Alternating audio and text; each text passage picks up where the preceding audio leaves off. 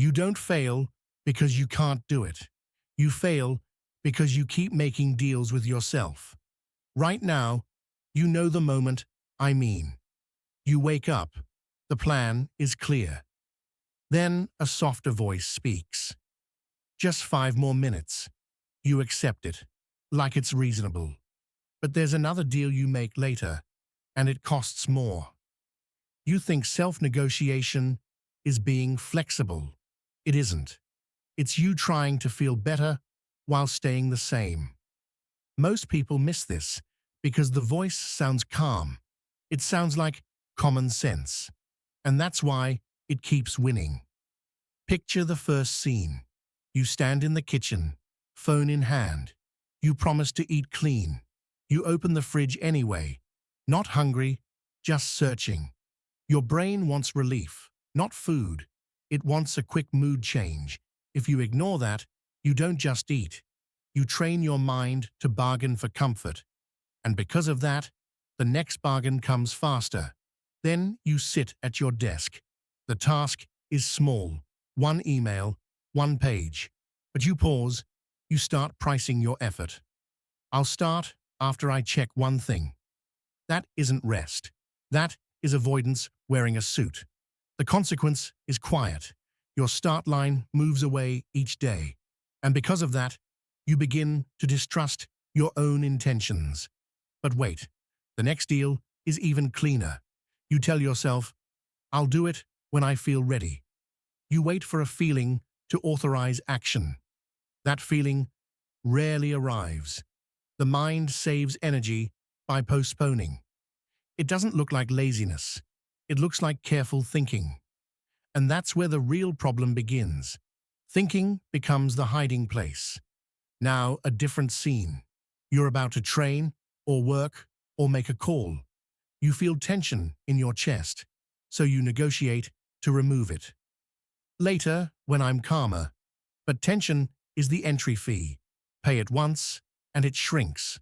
Avoid it, and it charges interest. If you ignore this, small things start to feel heavy. And because of that, you start living smaller. Another deal hides inside the word deserved. You did something hard, so you reward yourself early. A drink, a scroll, a snack. The mind loves rewards that arrive before the effort ends. It learns the shortcut. If you keep doing this, you need bigger rewards for smaller work. And because of that, discipline starts to feel like punishment. Most people never notice this shift. Here's the one that looks noble. Someone texts you something sharp. You feel the urge to explain. You type, delete, type again.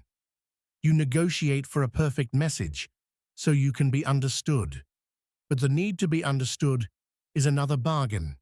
It trades your peace for their approval. If you ignore that, you keep handing strangers the steering wheel. And because of that, your mood becomes a public place. At night, you replay the day. You promise tomorrow will be clean. That promise is a trade. You buy peace now with a future you don't control. It feels hopeful. It's actually a delay. The consequence is a strange calm that disappears in the morning. And because of that, you keep living in almost. And there's another deal hiding in the calendar. You say, I'll start on Monday. Or after I get the right setup. You watch videos.